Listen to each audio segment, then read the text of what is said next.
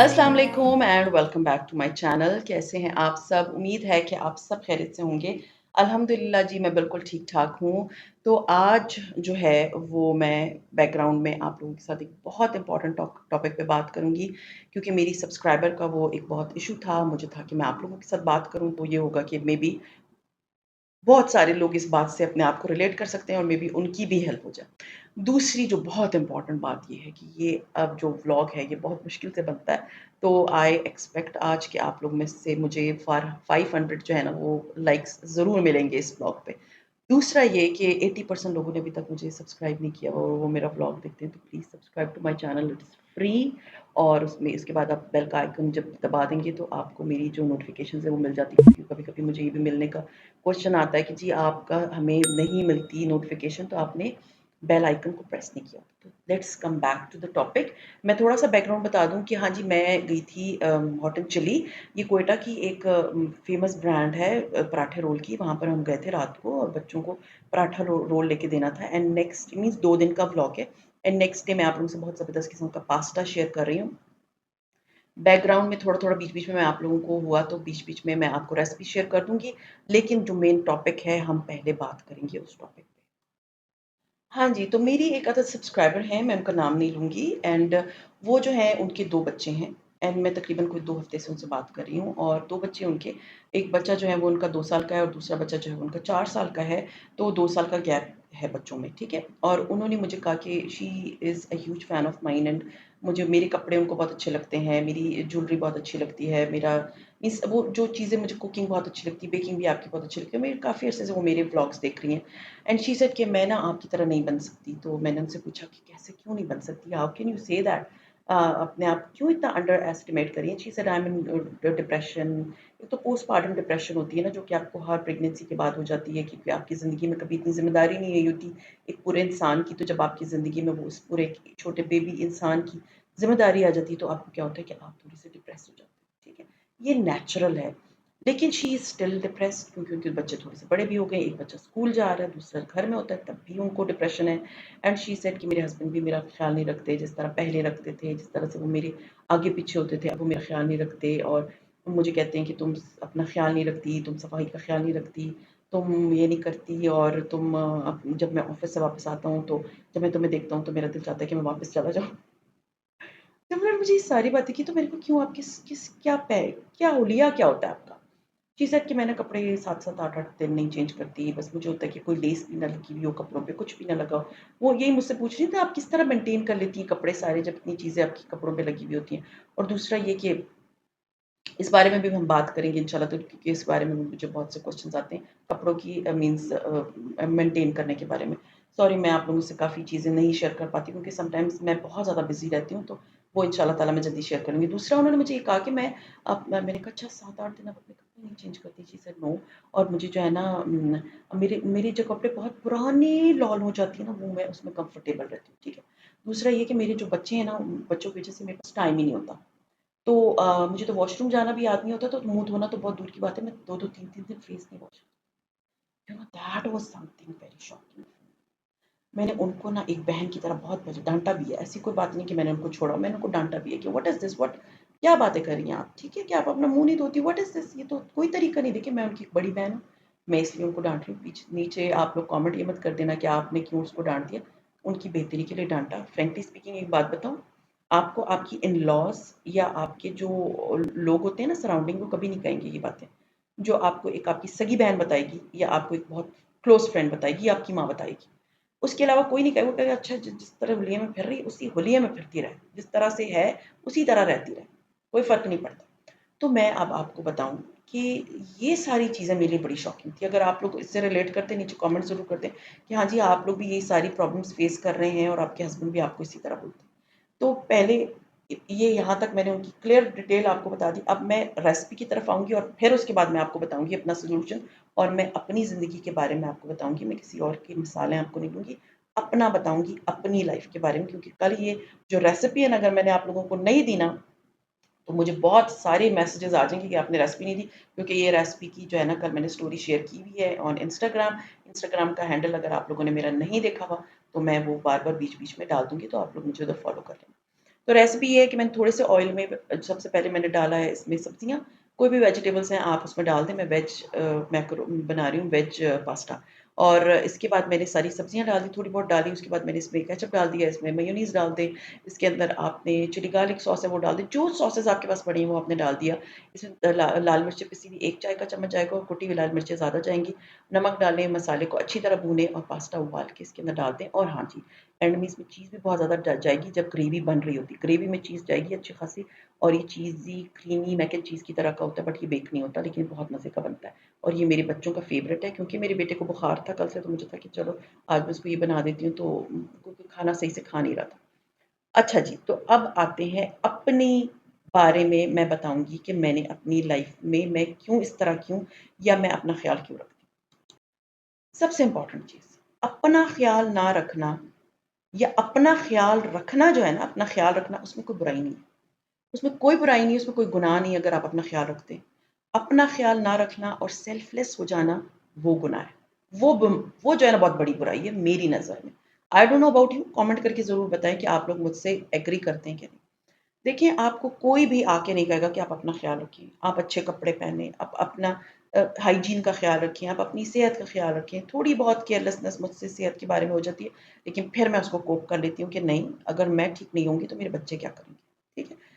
अच्छा जी, अब बात करते हैं अपने बारे में। मैं आपको थोड़ा-सा अपना बैकग्राउंड बता दूँ, अपनी फैमिली के बारे में बता दूँ। हम 5 बहन-भाई हैं और मैं अपने 5 बहन-भाइयों में जो है ना सेकंड लास्ट नंबर पे आती हूँ और मेरा नंबर जो है ना सेकंड लास्ट जो है ना वो लास्ट यानी कि सबसे छोटी रही हूँ मैं तकरीबन 8 साल। 8 साल के बाद मेरा भाई पैदा हुआ है, तो मैं 8 साल अपने बाबा की बहुत लाडो थी। 8 साल क्या, शादी तक लाडो थी। मेरे बाबा की सबसे लाडली बेटी थी, ठीक है? और मैं बचपन से ही बहुत ज़्यादा ये मेहंदी लगाना, अपने ख़्याल रखना, ये सब मुझ में नहीं है। ये लाइक मुझ में, मेरी फ़ैमिली में बहुत है।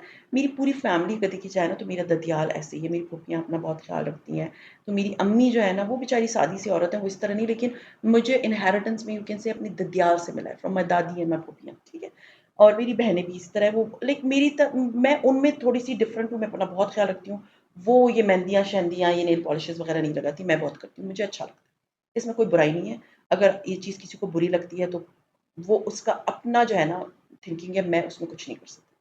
अच्छा जी, अब मैं एक बात बताऊँ, मुझे किसी ने कभी नहीं कहा कि आप ने कपड़े क्यों इतने दिन पहने हो? क्योंकि मैं किसी की कहने की नौबत नहीं लेकर आती, क्योंकि मुझे अच्छा लगता है अपना ख़्याल रखना। अब बताते हैं, जब मेरी शादी हुई थी ना, कहाँ शादी से पहले मैं इस तरह की थी, मैंने कोई काम नहीं किया, कोई कपड़े नहीं धोए। आज तक मैंने कभी सीधी-सी शादी से पहले कभी कपड़े नहीं धोए थे। मैंने शादी से पहले सिवाय बर्तन धोने के और किचन क्लीन करने के मैं कोई काम नहीं किया। ये बात सब जानते हैं, मेरी फैमिली में भी, मैंने इधर भी कितनी दफ़ा शेयर किया है। मैंने शादी से 1 महीना पहले खाना पकाना शुरू किया था। मेरी अम्मी को था कि क्योंकि मैं सबसे छोटी बहन थी और मेरी एक बड़ी बहन की शादी मेरी शादी के 7 साल बाद हुई है। तो मुझसे तो बड़ी बहन फिर भी थी घर में, जब तक मेरी शादी हो रही थी।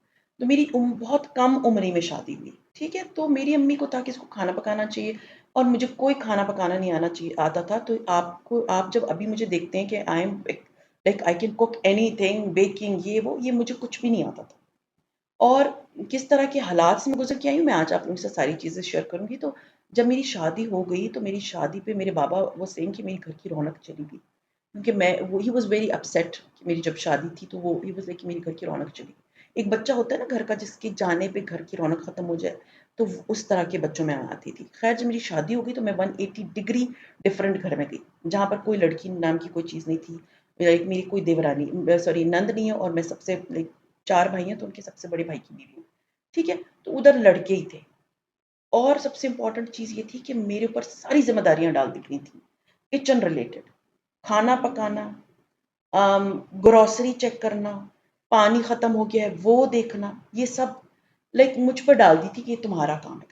अब एक बच्चे ने कोई ये ज़ाहिर है I was in my 20s, मुझे क्या पता कोई घर का क्या करता है, लेकिन आप सोचें कि और फिर सोने पे सुहागा ये था कि मेरे हस्बैंड भी नहीं थे। He was out of city for the whole 1 and a half year. मैं जब उनके पास पहली दफ़ा रहने गई थी तो मैं अपने एक बेटे की माँ थी। तो जो शादी का बहुत पहला खूबसूरत साल होता है ना, वो मैंने रोने में गुज़ारा है।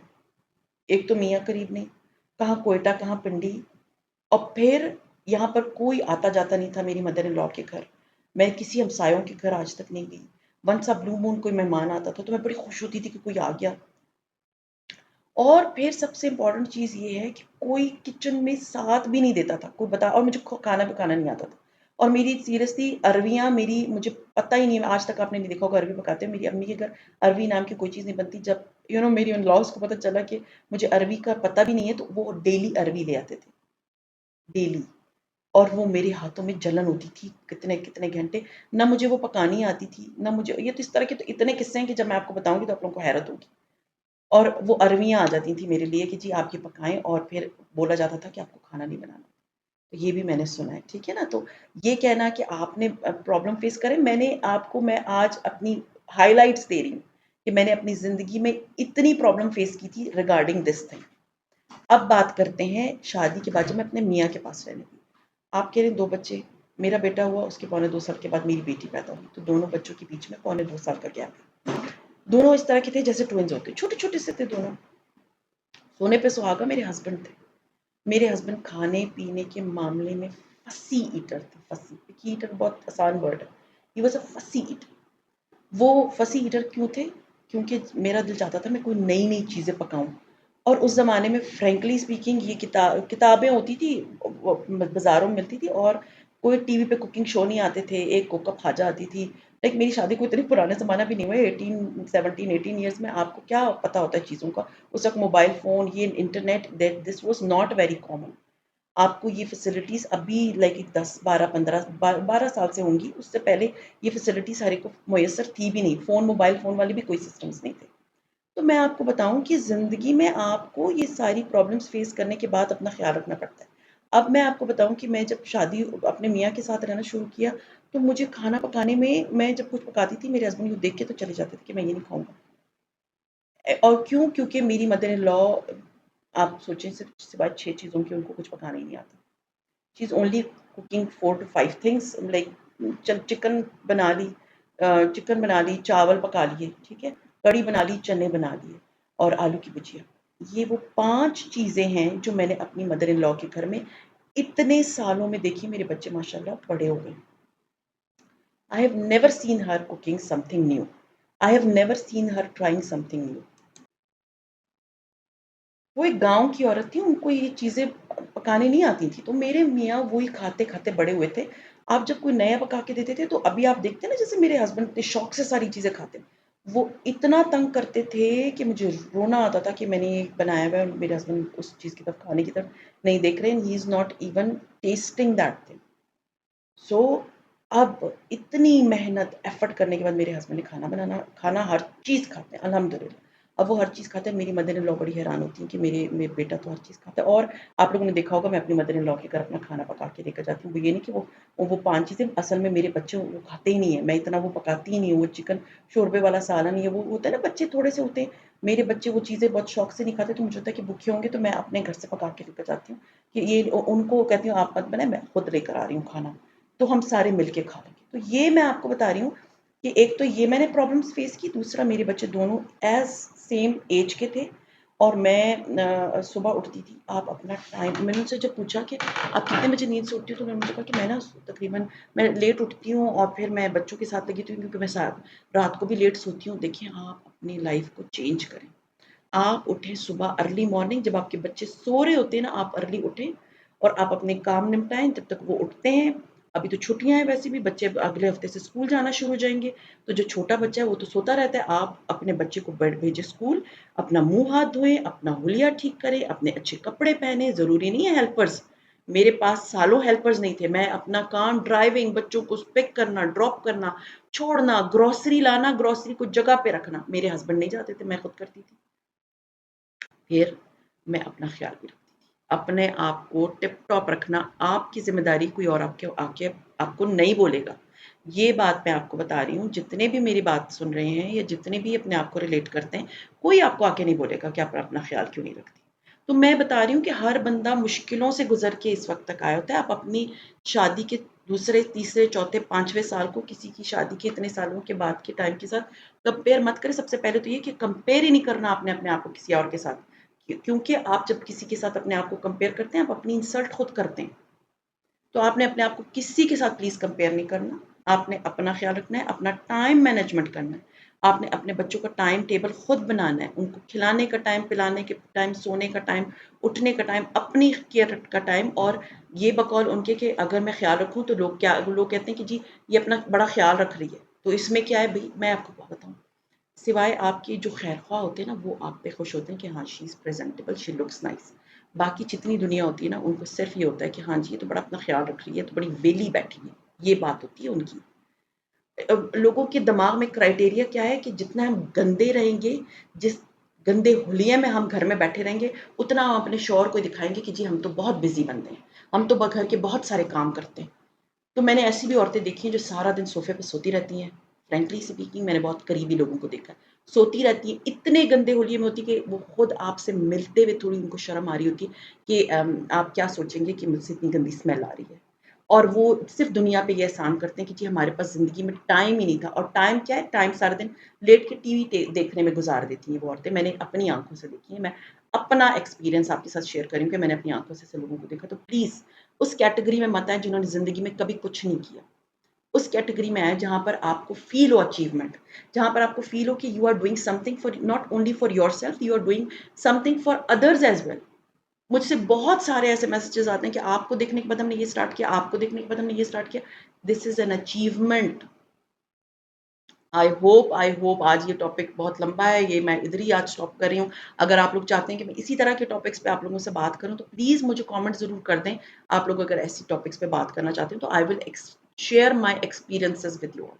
तो प्लीज़ अपना ख़्याल रखना आपका काम है, अपने टाइम में से टाइम निकालना आपका काम है, अपने लिए टाइम निकालना।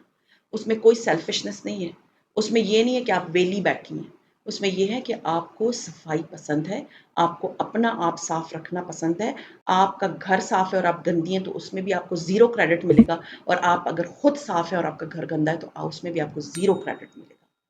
सो आई होप जितने मुझसे इस बात से सारे रिलेट कर रहे हैं या मुझसे एग्री करते हैं, नीचे कमेंट ज़रूर करेंगे।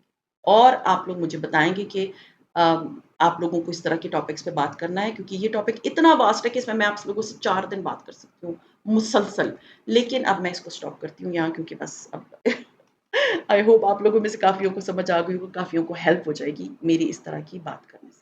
तो ख़ैर ये था मेरा आज का व्लॉग। उम्मीद है आप लोगों को आज का टॉपिक एंड व्लॉग अच्छा लगा होगा। अगर अच्छा लगता है तो लाइक कीजिए, सब्सक्राइब कीजिए एंड शेयर कीजिए with your friends and family, and see you इंशाल्लाह ताला in my tomorrow's vlog. Till then अपना बहुत ख़्याल रखिए, दुआ में मुझे याद रखिएगा। टेक केयर एंड अल्लाह हाफ़िज़।